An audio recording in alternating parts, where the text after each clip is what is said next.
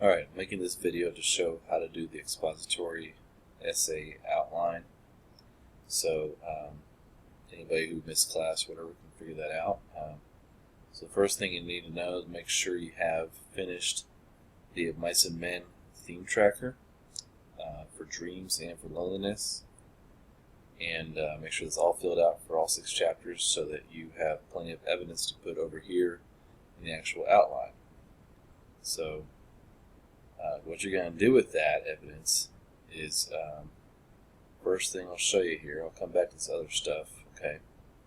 The first thing we'll look at here is you'll notice it's an overview. You have the introduction, body paragraph 1, and on down to body paragraph 2, and then body paragraph 3, and finally the conclusion. And so it's basically a 5-paragraph essay. And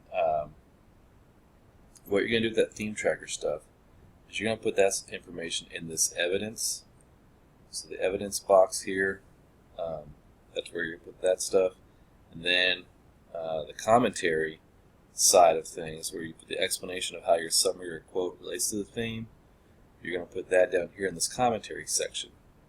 So you can see, hopefully, how much that theme tracker has to do with the evidence and commentary. So you're going to do that for that evidence and commentary, and that evidence and commentary.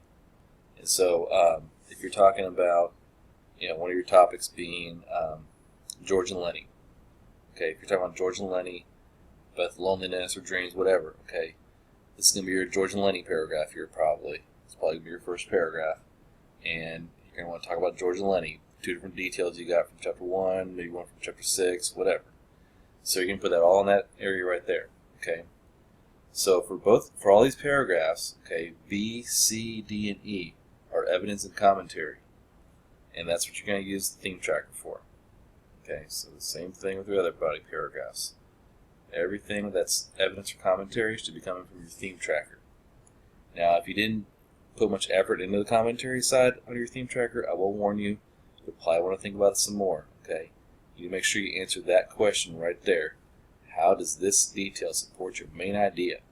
So if your main idea is that George and Lenny defeated loneliness or saw their dreams die or whatever, then you need to talk about that main idea and how your evidence connects to that.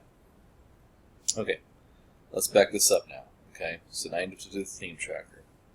That's what I told you to get started on first when you started this. That's why I started that first with the explanation. Okay, so let's back this up. Okay, so we got our topic: it's either dreams or loneliness. All right.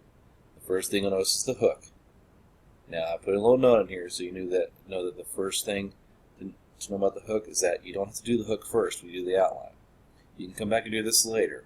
Okay, but some thoughts on what you can put there could be maybe a quote that you liked from the book that you didn't use for your evidence. Maybe something short and about some background of the Great Depression. We learned some stuff about the Dust Bowl and about migrant farmers and migrant workers and all that stuff, and so maybe this would be a good place to include some of that stuff up here in the hook. Okay, but you're trying to think about how you get your reader's attention, right? What are you doing to kind of get them interested in your topic? And you don't have to be John Steinbeck himself in order to do that. So again, if you're not sure about the hook right away, wait till later when you kind of processed all that information, wrap your mind around your topic and everything else. Okay. Thematic statement. What is the message or insight about your topic? So remember how we've defined theme in the past. Okay. And the way we've defined theme in the past is the message about life or human behavior.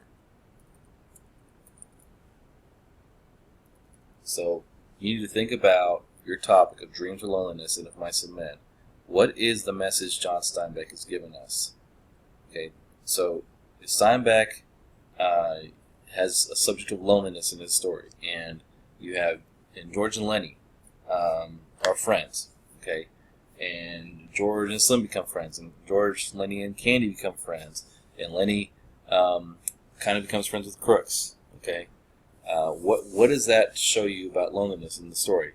But then, on the other hand, of course, you had Curly's wife who was lonely, Curly who was kind of lonely, Crooks who was lonely until Lenny talked to him, and Candy who lost his dog. So I remember in class we talked a little about being more of a positive thing overall.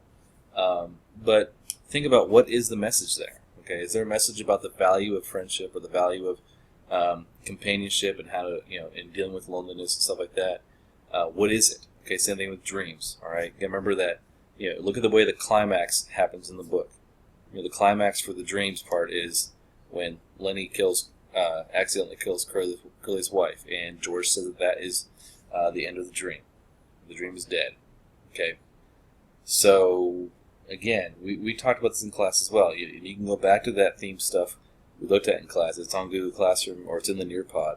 If you want to look at that again, kind of look over the topic and decide what is his overall message. Okay, but when you come up with a theme statement, you want to think about the overall message of that the author is giving you.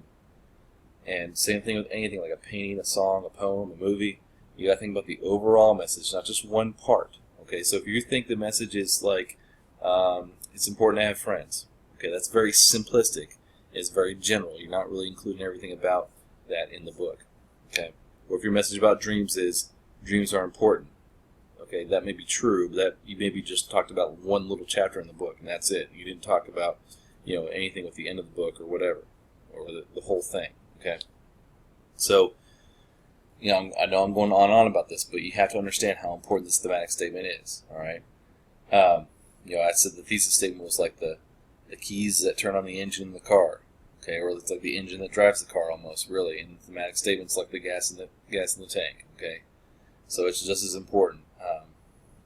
So the thesis statement, if you're not sure how to do the thesis statement still, go back to the Nearpod that's on Google Classroom or wherever, and hopefully it's for future reference. If I'm showing this years from now, hopefully it'll be somewhere else. But anyway, wherever it is, go back to it. Okay, I know this year, 2016, it's on Google Classroom right now. Look at it again, and look at the part that shows you how to write the thesis statement. All right. So I even put in there a format, like a guide, that you can basically just fill in your main ideas, and there you go. Okay. So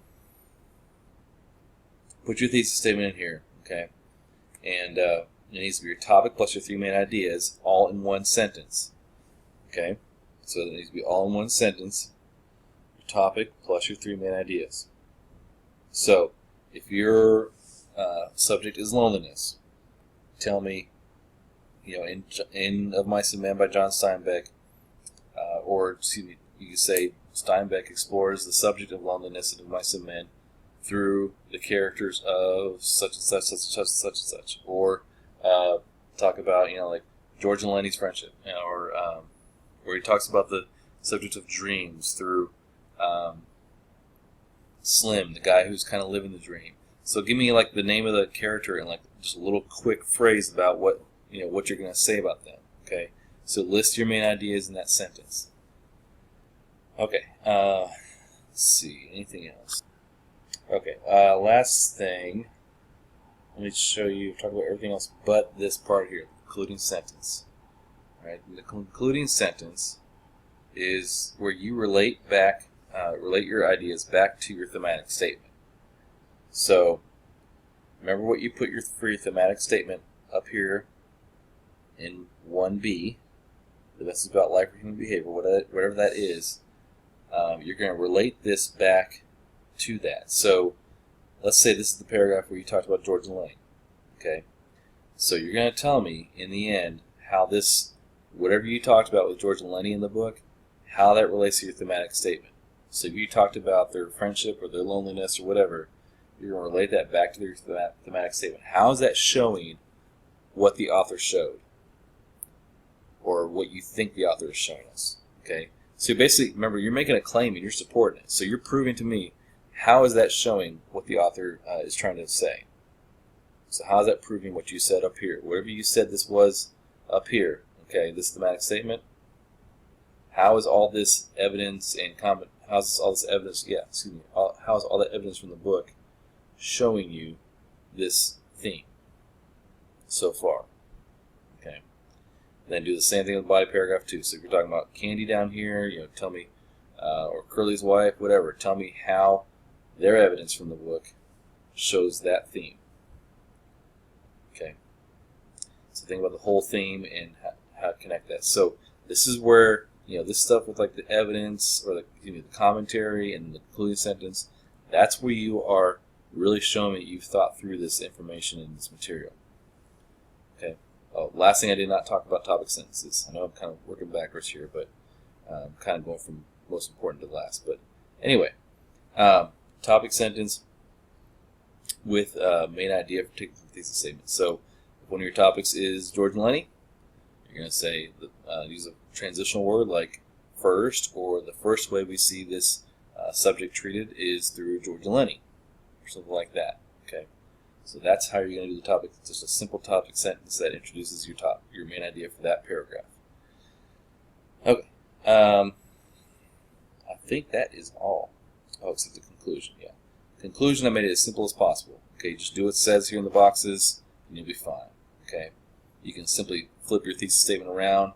That sentence structure, just flip it around, and then summarize your 3 main ideas. So take main idea 1 or body paragraph 1 and summarize it in 1 sentence. Body paragraph 2, summarize that in 1 sentence. Body paragraph 3, summarize that in 1 sentence, and then give us a concluding thought. Maybe you tie it back to the depression of the Dust Bowl down here. However you want to do it, it's fine. Okay, or you can kind of connect it to the real world or today's life, or today, life today in our 2016, or how loneliness or dreams is seen today, or whatever. So, so be creative with that if you want to, and but you can also just follow the instructions I have there. So, if you have any questions, let me know. If you think you missed something, remember you're watching a video, so you can always rewind it and listen to it again. So, and remember where all those other things are, those resources, which are all in Google Classroom, that you can find and review there as well. All right. Good luck.